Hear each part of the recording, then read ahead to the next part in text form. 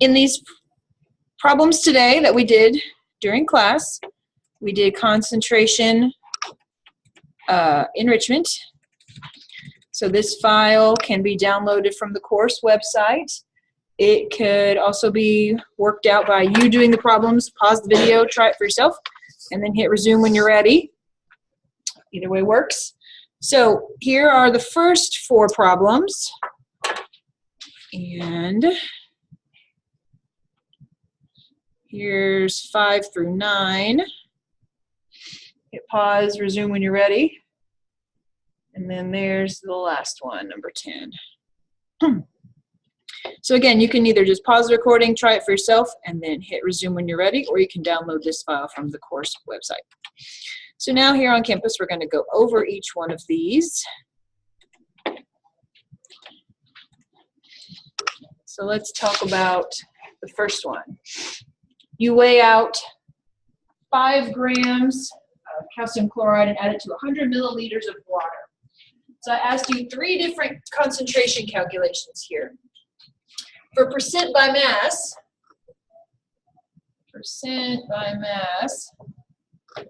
right, that's M solute over M total times 100, right? So what is the solute? What's its mass? That's the 5 grams, right? And how do we get the total mass? I told you it's 100 milliliters of water. How do I turn milliliters into grams? I'm giving you the density right here, right? So a little side calculation. 100 milliliters times 1 gram per milliliter gives me a mass of 100 grams, right? So the nice thing about water is its mass and its density, or I mean its mass and its volume are always going to be the same. Its density is 1. So that's convenient. So it's not, is it 5 over 100 or is it 5 over 105? 5 over 105, right? Times 100. I got 4.76. And I'm rounding that to 2 sig figs, right? Because that's 2 sig figs, that's 3. So that would be 4.8%. Units of percent by mass or percent by volume is just regular old percent. Do we agree on this one? Okay, how do we calculate molarity? Capital M has what formula? Right, moles over liters. And it's moles of solute. So, this is calcium chloride, right? So I need to do another side calculation. Do I not? Because I've given you grams. Can I just plug in 5 here? No, I've got to convert grams to moles. Right? So the molar mass that I came up with for calcium chloride has the formula CaCl2, right? 5 grams times molar mass I got was 110.98. Do we agree? So that gives me 0.0451 moles. Do we agree on the molar mass and the number of moles? 110.98 and 0.0451 moles. Yes, you agree with me? All right, so 0.0451 moles. Now my volume, this is 100 milliliters. So do I put 100 right here? What's 100 milliliters in liters? 0.1, right? And there's a decimal there, so that needs to be 0.100 liters, right? All those sig figs go along for the ride. And so when you do this divided by this, I got 0.451 molar, but how many sig figs can I keep? 2 versus 3. So my final answer would be what? 0.45. molar. You also could have written it as 0.45 moles per liter as your units.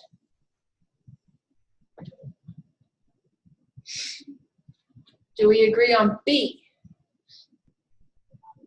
And now C, molality. What is molality? Little m.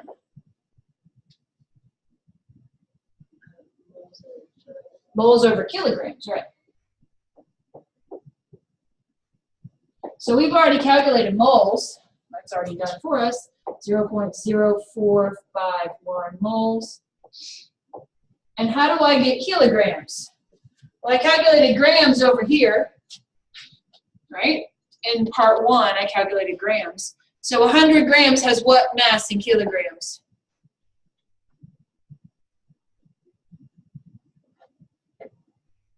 There are 1,000 grams per kilogram. Right, so this would just be 0.100 kilograms, would it not? So our molarity and our molality are going to be the same number.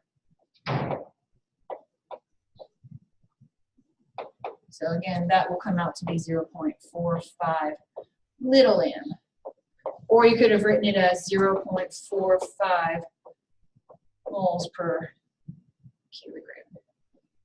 Whichever unit makes the most sense to you. So here the molarity and the molality are actually the same. Do we agree? Do you see how to do this one? Any questions on number 1? All right, let's look at number 2.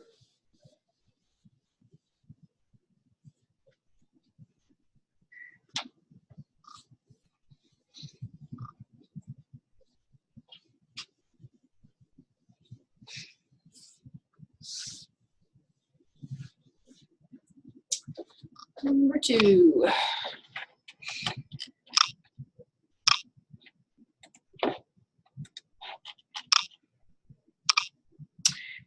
You have 350 milliliters of a 5 molar sodium phosphate solution. How many grams are dissolved in this volume? So we're using the molarity equation here, right? What's the formula for molarity? Molarity equals moles over liters, right? So we're just going to plug into that.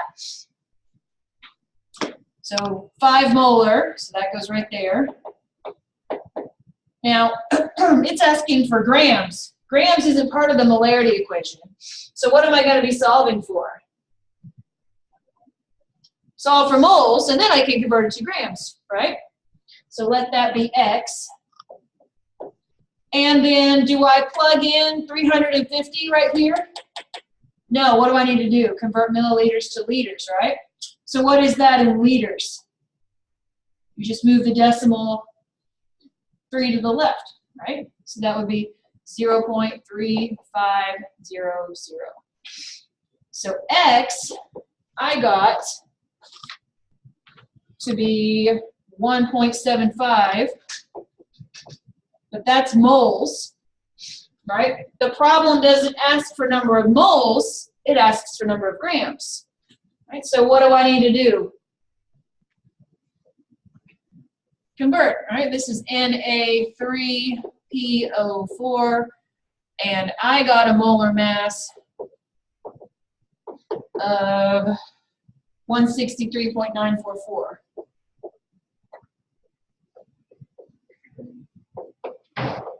Do we agree on that molar mass? Within rounding, depending on how you rounded your decimal places. So we convert that to grams, 163.944 grams per mole. How many sig figs are we keeping? This one's got 3, this one's got 4, right? So I'm keeping 3. So my calculator tells me 286.9 blah, blah, blah, which I round to 287, and my units would be grams. Do we agree on number 2? Any questions on number 2? So we're just rearranging the molarity equation there. let's look at number 3.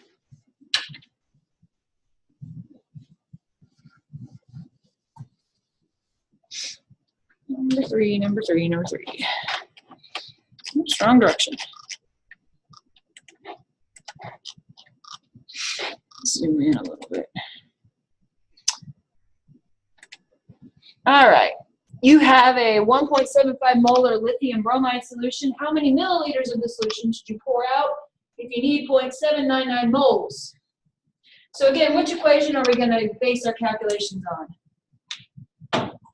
The molarity equation, right? Molarity is equal to moles over liters, right? So I'm given the molarity, 1.75 is equal to, now I'm given moles here, 0.799. I'm solving for L, right? So 1.75x is equal to 0.799. So x equals, I got 0.457, right? Because I can only keep 3 sig figs, 3 and 3. Now that is in what unit? Liters, right? But the problem doesn't ask for the volume to be in liters. What does the problem ask for the volume to be in? Milliliters, right? So how would I convert 0.457 liters to milliliters? What is that? 3 to the right, right? So that would be 457 milliliters. It'd be very difficult to take a 1 liter flask and fill it 0.457, right? That'd be extremely difficult to do. But would it be easy to measure out 457 milliliters? Yeah, that'd be easy to do. Do we have questions on 3? Everybody good on how we got the answer to number 3? Okay.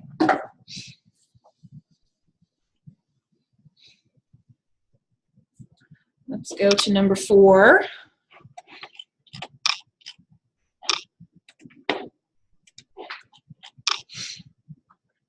You work for the EPA and are performing soil quality tests. A 1 kilogram sample contains 8.35 milligrams of some pollutant. We don't care what its identity is. What is this concentration in parts per million and in parts per billion? So, first thing we need to do is we need to remember the formula. What's parts per million?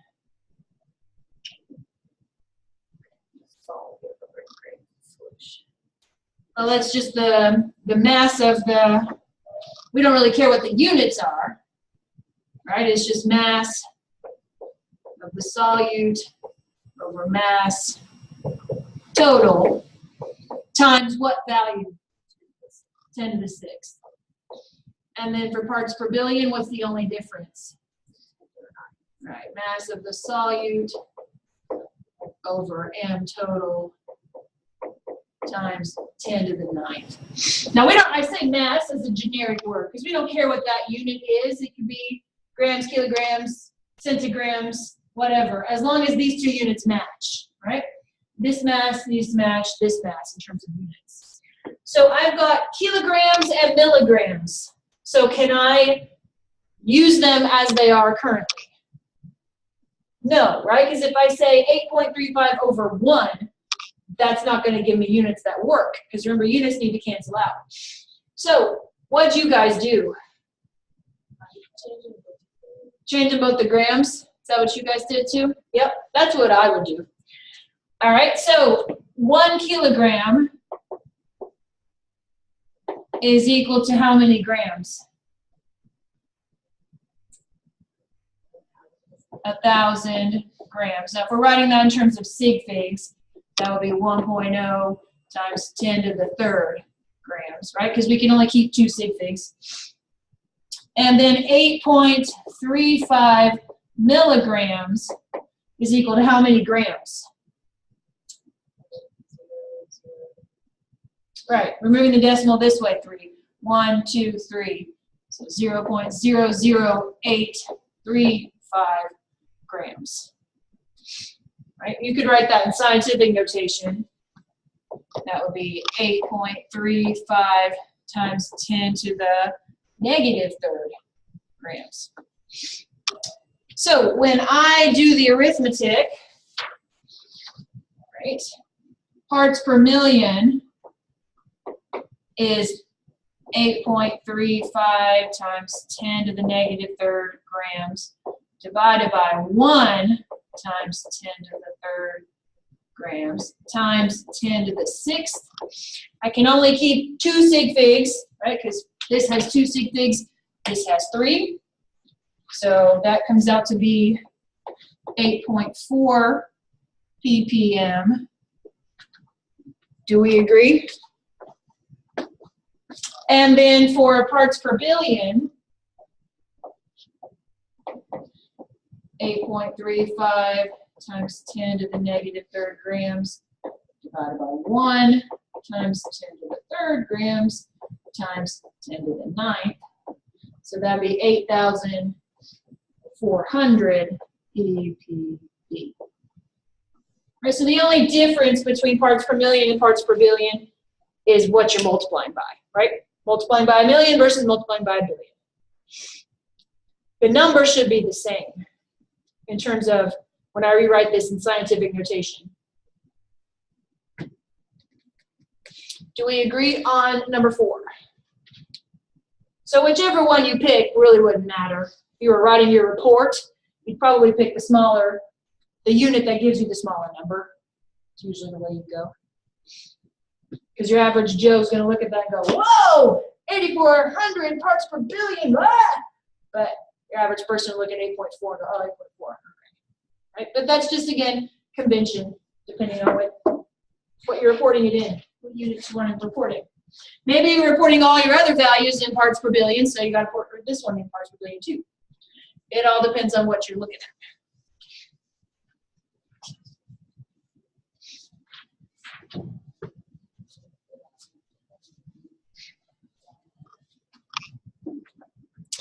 Okay, let's look at number 5.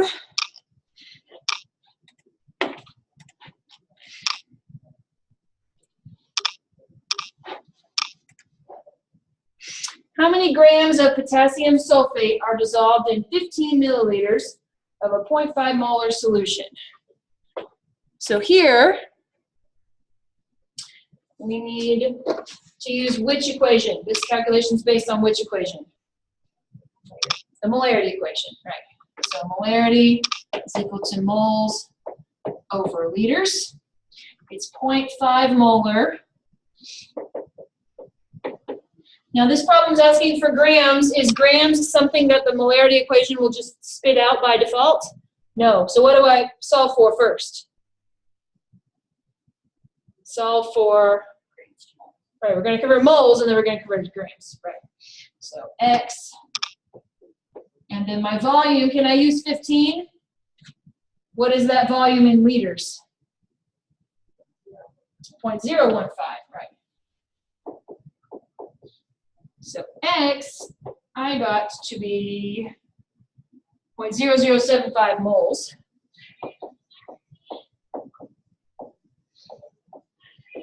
Do we agree? Now that's not the end, right? Because the problem is how many grams. So that means we need to know the molar mass. K2SO4 molar mass I came up with was 174.27 grams per mole. Do we agree? 174.27, again, depending on how you rounded, how many decimal places your periodic table had. So we convert moles to grams, 174.27 grams per mole. How many sig figs can we keep in our final answer? 2, right? So I got 1.3 when I round up to 2 sig figs. My units would be grams.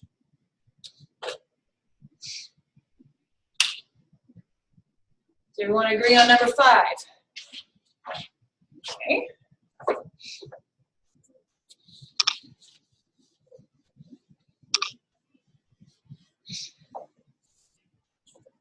Let's go to number 6.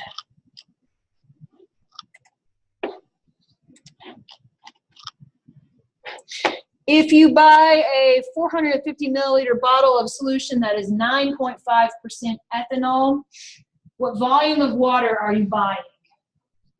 So we're using the fact that if it's 9.5%, and this is by volume, right?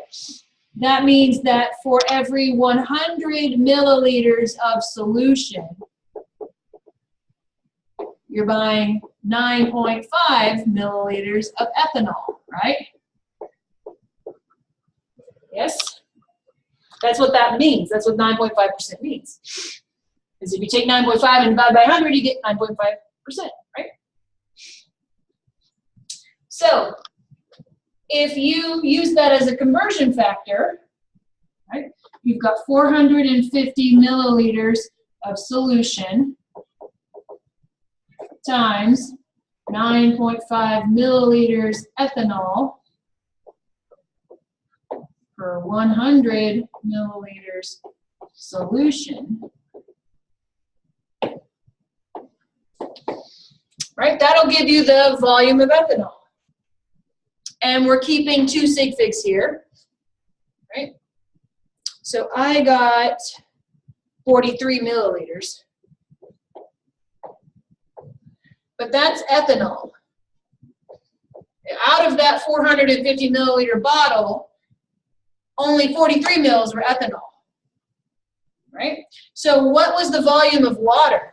How do you get that?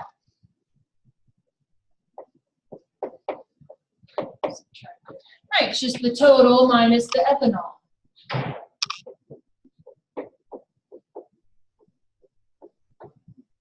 So 450 minus 43, and I got 407.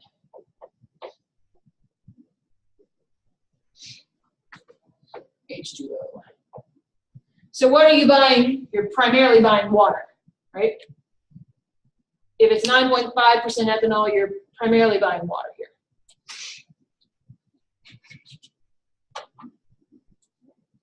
Do we agree on how we do number 6?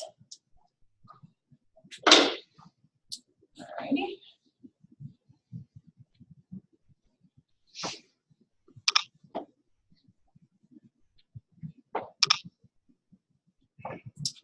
Number 7.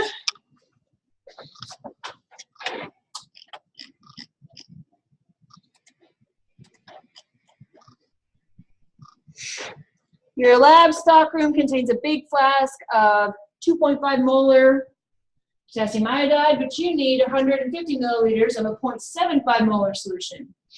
How many milliliters of the stock solution should you measure out and dilute? So which equation are we using here? This is a dilution equation, right? You see the word dilute? So what's the dilution formula?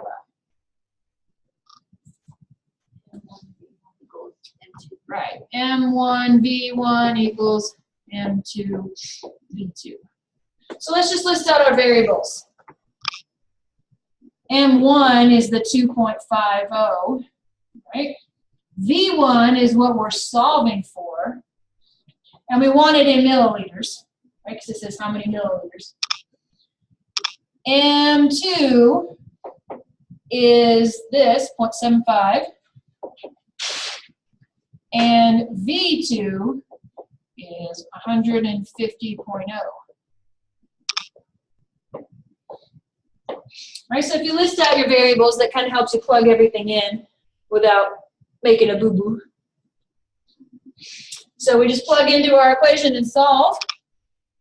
So 2.50 V1 is equal to 0.75 times 150.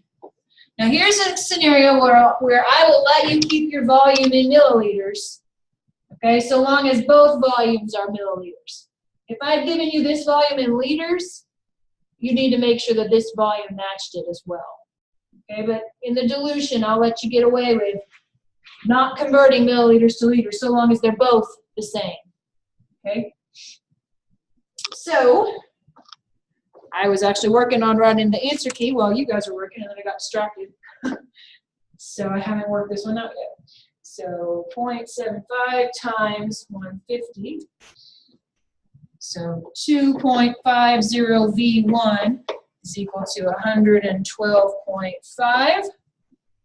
So for V1, I got, divided by 2.5, 45 milliliters. So what does that mean you do? You measure out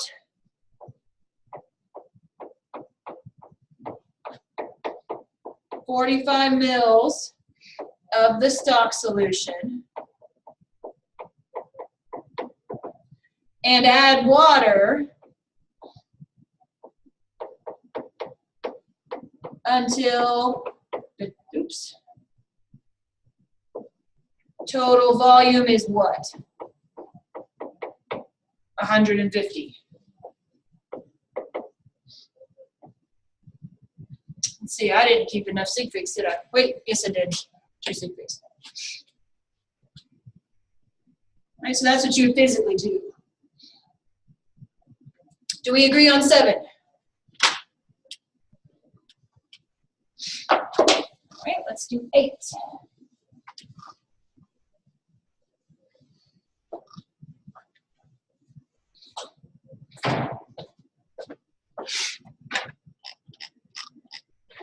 Eight is another dilution problem. You take 15.25 milliliters of a 10 molar solution and dilute it to a volume of 125 milliliters. What is the molarity of the new solution? So again, let's list out our variables. These two go together, right? That's the most common mistake, is pairing them up wrong. So M1 is 10, and V1 is 15.25 mils. M2 is what we're solving for.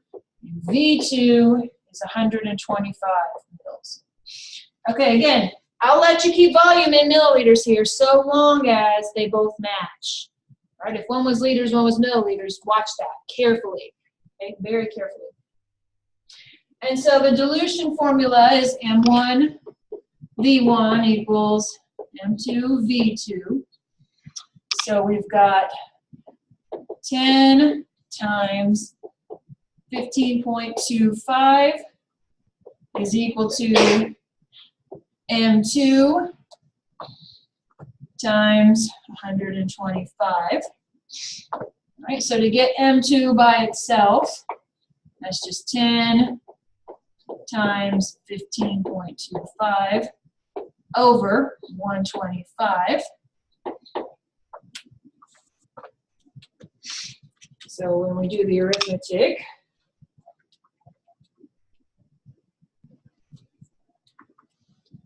$1.22 is what I get, and I keep 3 sig figs. And what will my units be? This is a molarity, so what will my units be?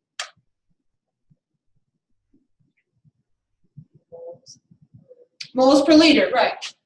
You could write it as capital M, or you could write it as, write it out, MOL/L.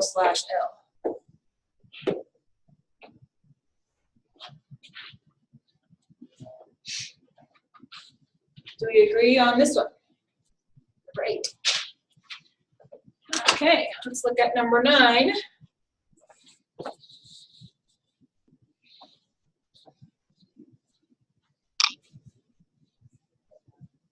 Kind of shifting gears a little bit on number 9.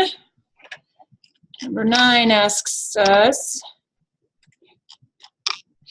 your boss tells you to go prepare 550 milliliters of a 15% by mass glucose aqueous solution. What mass of glucose and what mass of water should you use? Aqueous solution tells you what? What's that telling you? What does the aqueous mean? Water is the solvent, right?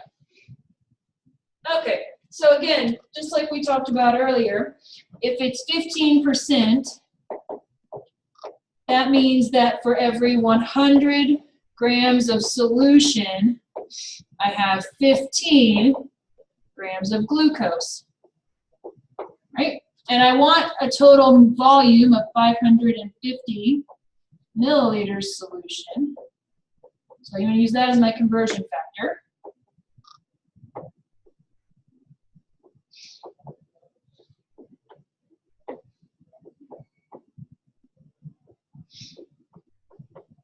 Solution cancels.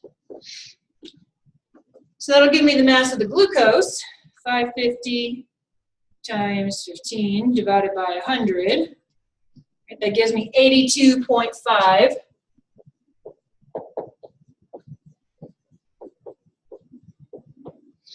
And then how do I get the mass of the water?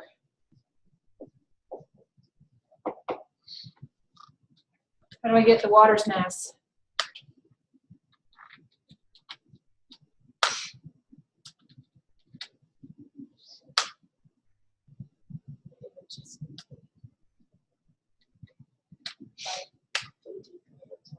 Right. Yeah.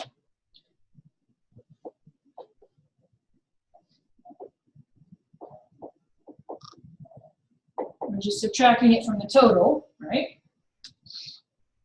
So 467.5, which we would round to 4.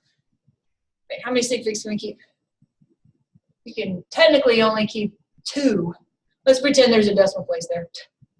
So 468.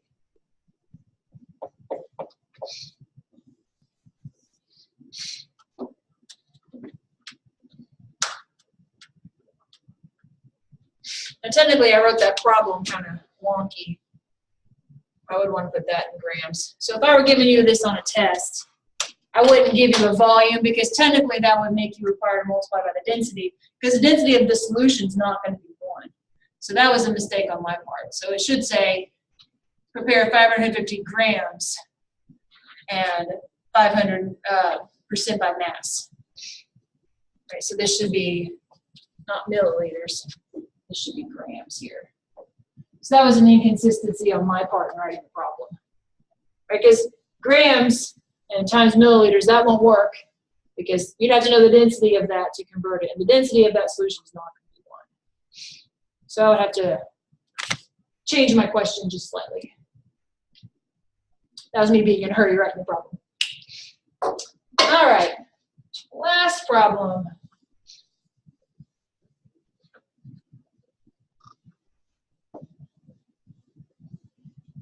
Which involves no calculations at all. For each of the following solutes, determine if it will be soluble in water and in octane. So let's just make a table. Here's the water. And here's octane. And then let's list our solutes. Sodium nitrate is NaNO3. And then hexane is C6H14. And then fructose has that structure. So we'll just make ourselves a nice little table here.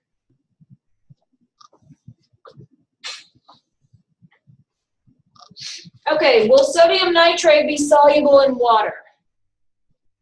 Yes or no? What'd you come up with?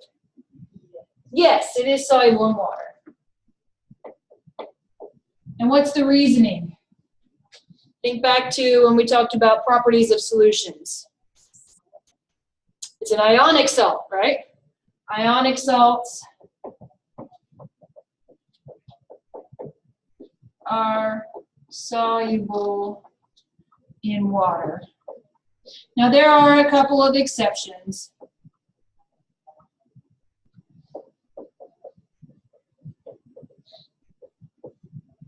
That's one of the properties of ionic salts that we learned. And that's really as far as we're going to take it in intro chem. Do ionic salts dissociate when they dissolve in water? Is it going to dissociate? Yes, it will also dissociate.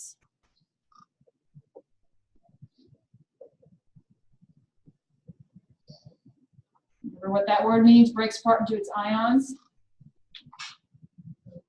Would sodium nitrate be soluble in octane? No, it's going to sink to the bottom. Do you remember what the explanation here is? And we just really kind of talked about it in terms of blunt yes or no. Ionic salts can't dissolve in hydrocarbons. Remember, a hydrocarbon is any compound that has the formula CXHY, right? That's definitely a hydrocarbon. They're incompatible with each other. Okay, would hexane be soluble in water? No, it would not. Why? Right. Hydrocarbons only dissolve in other hydrocarbons.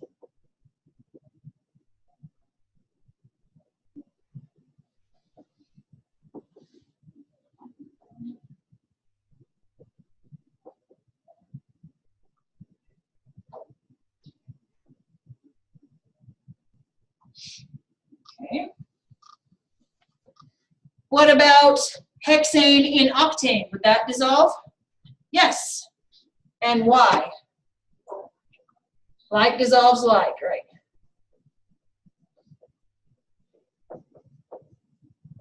Now, when you take general chemistry, we'll take this whole new level, right? But for now, this is about as in-depth as we're going to get in intro chem.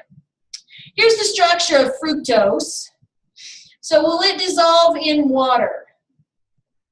Yes, the answer is yes. Because this is not a straight up hydrocarbon, this is a modified hydrocarbon, right? And what about fructose makes it soluble in water? Do you remember? All the OH groups, right?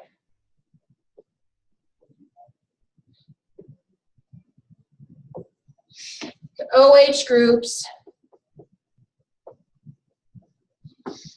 are compatible with H2O. Their structures match. Would fructose dissolve in octane? No, it would not. We can just say they're incompatible. Right? One is polar and one is nonpolar. Now those aren't really words we get into at a great depth in intro chem, right? But they have incompatible structures.